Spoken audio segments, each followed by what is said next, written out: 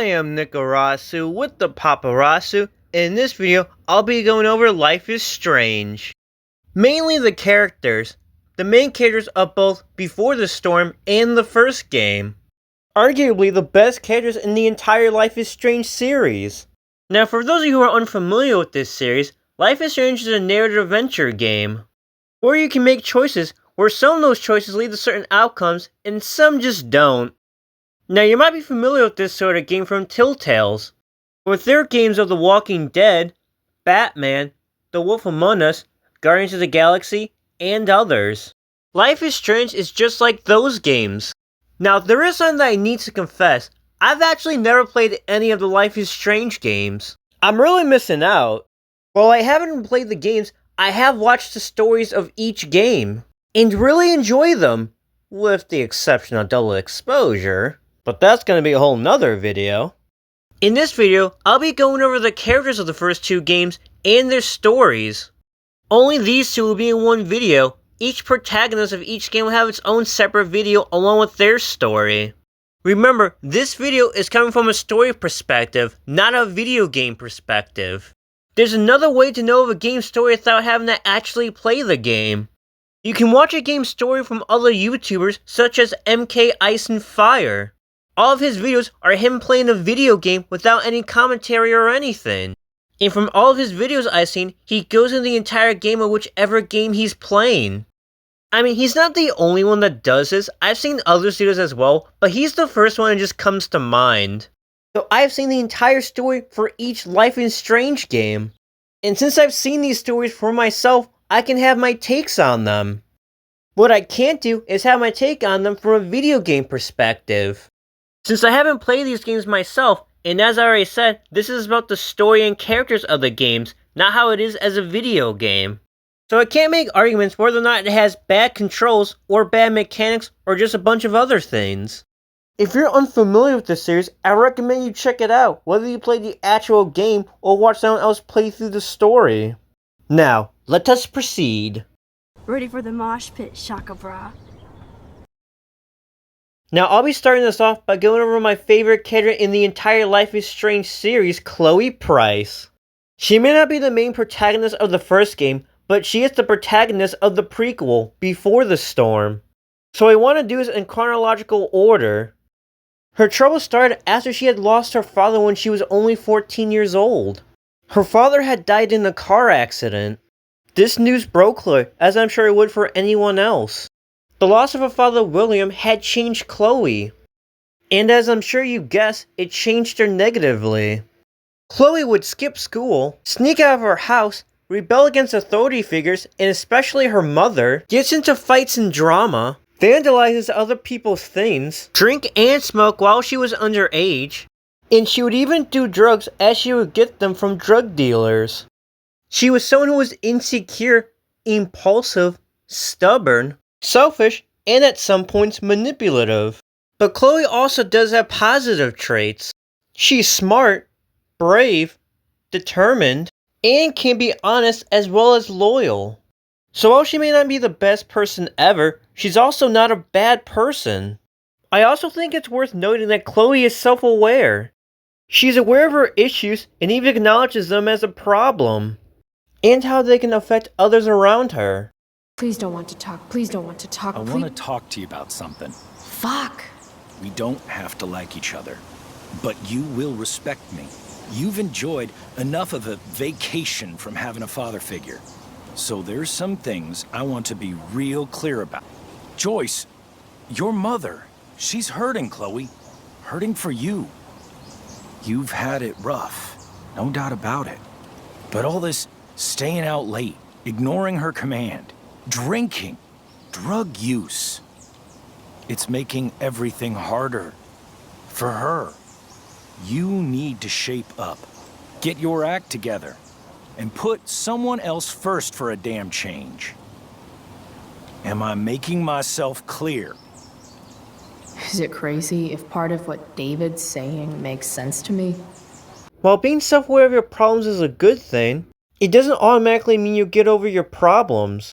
In Chloe's journal in Before the Storm, it's been said to us that Chloe has seen counselors and therapists. that try to help her move on from her trauma. But none of their advice had ever worked for Chloe. While writing about a loved one you lost can be helpful, it just doesn't work for everyone. People are different and can go through things differently. While therapy and counseling can help people, it just doesn't help Chloe here. It's not working here. It's not helping her move on. So while counselors and therapists are doing their best to help Chloe, they just aren't the ones that can help her. So the only people that are left to help her are people closest to her, such as her mother Joyce. As you could have guessed, Joyce hasn't had it easy being a single mother. As a single mother, she's left with the burden of having to take care of all the finances and raising a child. Well, a teen in this situation. While only working as a waitress at a diner. She's trying to be stable for both her sake and Chloe's sake. Now, Chloe does love her mom, and she does appreciate the hard work that she does for both of them. But that doesn't mean that they don't have a rocky relationship. Chloe gives Joyce a hard time and rebels against her due to feeling betrayed. Chloe feels betrayed because Joyce was able to move on from her grief while Chloe hasn't. I think it's great David's taking an interest. He's a good man. Maybe he can help. Dad was a good man. That's not fair. I'm glad your father still has a place in your heart. But sometimes we need to make more room in our hearts for new people. And sometimes, when we're incredibly desperate and lonely, we choose the absolute wrong kind of people to let into our hearts. Mom. Now, while Chloe can be a problem, Joyce also has problems of her own when it comes to Chloe. At times, she's too easy on Chloe. Joyce is well aware that Chloe skips school, breaks curfew, and does drugs. She's well aware of all the things that Chloe does. Sure, she'll talk to Chloe, but she doesn't ever seem to discipline her in any way. Even if her intention isn't to encourage it, she still allows Chloe to do these things. Joyce can be strict, but when it comes to what Chloe's doing, she needs to be more strict. Instead, she leaves the strict parent role to someone else. And the person that tries to take that role is David, who she hated from the very day she met him. And before the storm, David and Joyce are dating, but in the first game, David and Joyce are married. Because she viewed him as an outsider trying to replace her father, which is pretty common in a step-parent and stepchild relationship. Due to her grief, her feelings toward David are amplified depending on what he says and how he says it. Now, David has a hard time saying the right things to Chloe, not because he doesn't care or anything like that, but because he doesn't fully know how to. He's never had a kid of his own, so it's understandable that he wouldn't know how to fully deal with a teenager. But the reason why he can never connect with Chloe the way he wants to is due to his past. Before meeting Chloe and Joyce, David served in the military. It's because of that David comes across rigid, super strict, communicates through orders, and is extremely paranoid.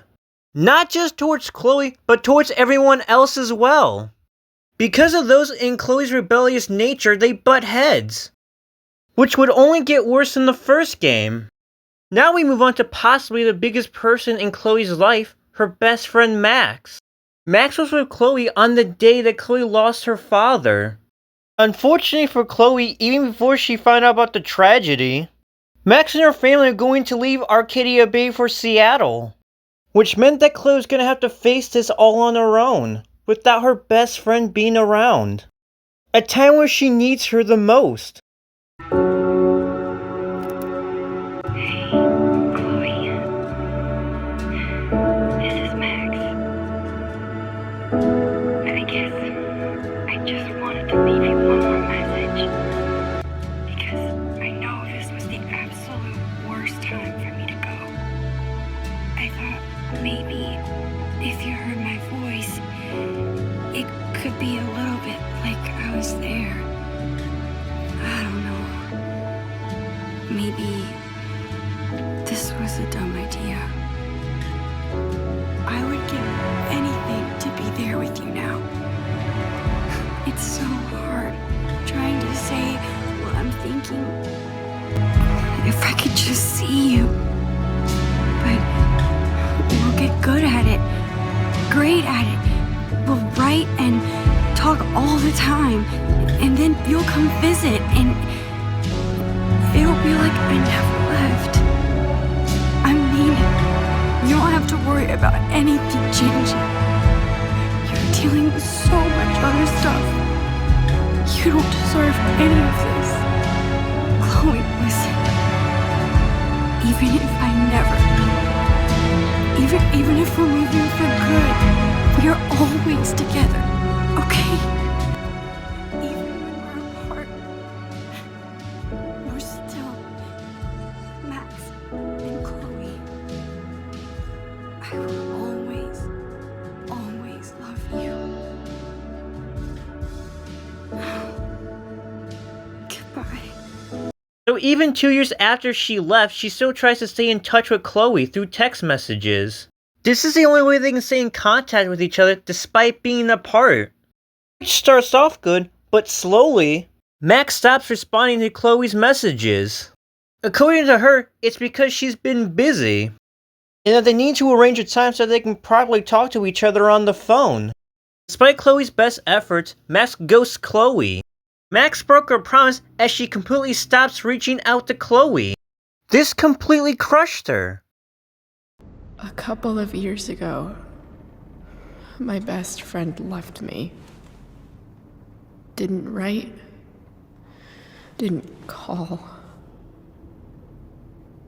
Like I never existed. Friends come and go, Chloe. Not like this.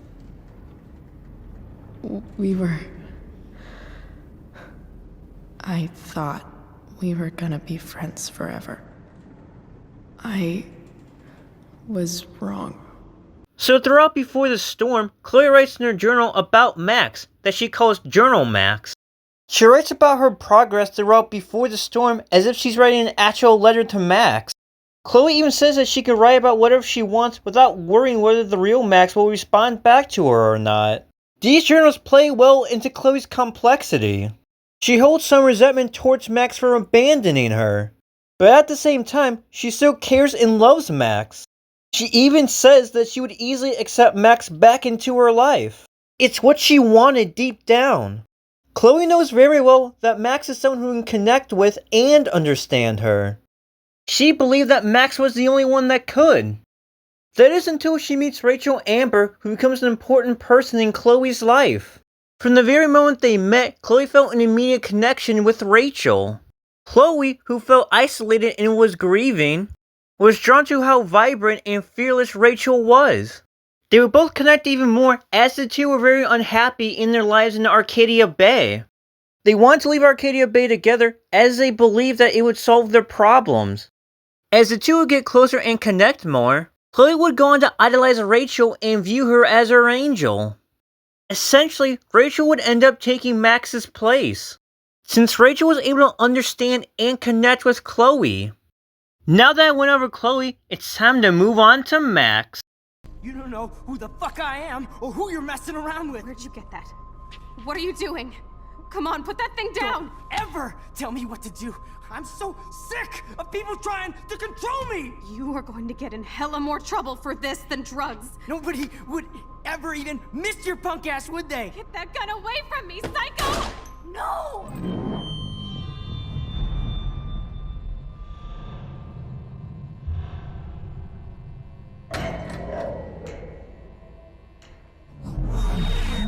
Whoa.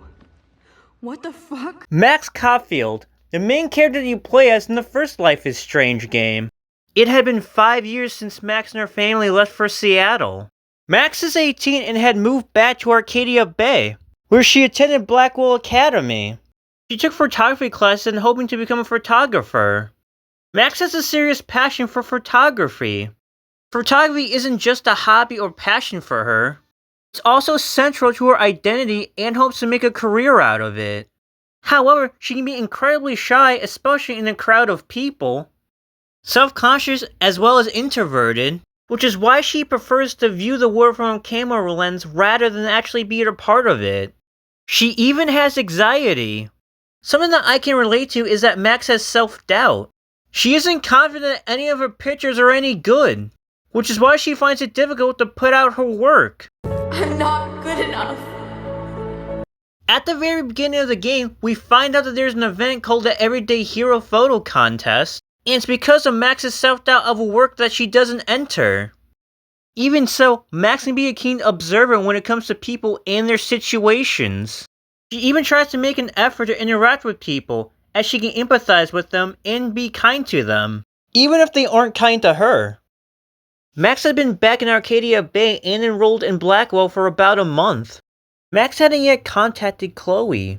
She feels bad and guilty about what she did, that she stopped staying in touch. She didn't want to contact Chloe again, but she didn't know how to go about it. Which is why she didn't even after being back in Arcadia Bay for a month. She was waiting to find the right time and find the right words of what to say to Chloe. Other than putting aside from contacting Chloe again, it was just another normal day for Max.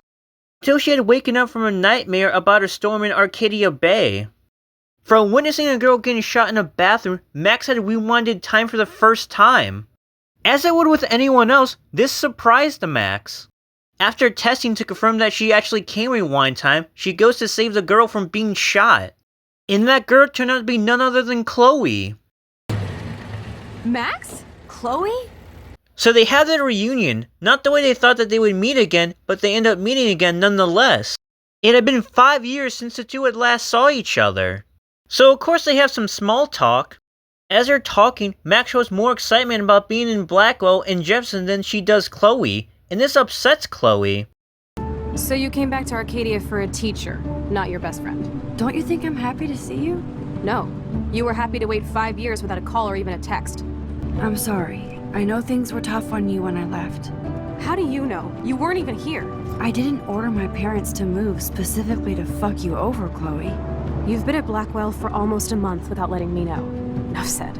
I just wanted to settle in first and not be such a shy, cliche geek. I totally would have contacted you. I bet you don't use these sad excuses on Mr. Jefferson. Don't use them on me, Max. Not long after this, Max finds a photo of Chloe and Rachel together. Max recognizes Rachel as she's seen the missing person posters all over Blackwell. Chloe talks to Max about Rachel. Chloe tells Max about how close she was to Rachel, that she was there for Chloe when Chloe needed Max. Chloe even tells Max that Rachel was her angel and what the plans were for leaving Arcadia Bay. While Max still feels terrible for what she did to Chloe, she's glad that Rachel was there for Chloe. Max shows empathy for Rachel being missing, even asks Chloe about it. Now, despite Rachel being missing and their awkward reunion, they're happy to be in each other's lives again. The two are able to rekindle their friendship instantly. The two take time to have fun together, even if some of the stuff that Max finds dumb, she still has fun with it. All because she's doing it with Chloe. Not only does Chloe enjoy having Max back in her life and having fun with her, but she's also the happiest she's been in a long time and can allow herself to be vulnerable around Max. Their friendship and dynamic together were still very strong. And depending on the player, their friendship can turn into a romance. Now, while their friendship is still very strong, there are a few cracks in it. There are moments in the game where Chloe tries to be manipulative towards Max. Like when she tries to pin her pot of weed on Max when confronted by David. I'm sick of your disrespect. Tell me the truth. That's an order. It's not my pot. It's from Max. Is this true? Or when Chloe tries to guilt trip Max into ignoring Kate's call so she can hang out with her instead. It's Kate Marsh from Blackwell. Big whoop. You don't call me once in 5 years and now you're all over some biatch you see every day at school? I see how you roll. So go ahead, chat up Kate Marsh from Blackwell. I've got other people to hang out with too. Hey, Kate. What's up? Please, don't let your best friend get in the way. You okay? Another flaw being the key word, that Chloe shows is that she was completely immature with Max's powers. Believing that Max should take over Arcadia Bay simply because she has powers. There's even a point in the game where Chloe unintentionally puts Max at harm. Chloe kept encouraging Max to use her powers until it took a physical toll on Max. Chloe both underestimated and overestimated Max's rewind. She underestimated it, not knowing that Max's powers could have consequences. I pledge allegiance to Max and the power for which she stands. This isn't a toy, Chloe. I do have to be careful how I use it. Screw that! Of course it's a toy. The best toy ever? You can bang anyone with no strings attached, rewind time, and boom! It's like it never happened.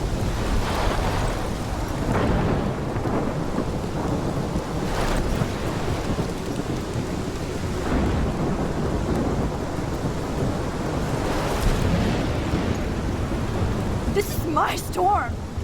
I caused this. I caused all of this. I changed fate and destiny so much that I actually did alter the course of everything. All I really created was just death and destruction. And overestimated it, which led to her being impulsive. Rachel wanted us to find her, so we could get real justice and revenge. The Prescotts have had this coming for 100 years, and nobody is gonna get in my way. Especially with your help. Right? Stop stomping around, Chloe. Right. Just get ready to use your rewind fast if Nathan tries to jump us. God, I wanna fucking kill that little psycho. Hey, I can't focus if you're yelling. Please. Rachel, I will get your revenge. I swear. You're gonna suffer, Nathan. Oh, no.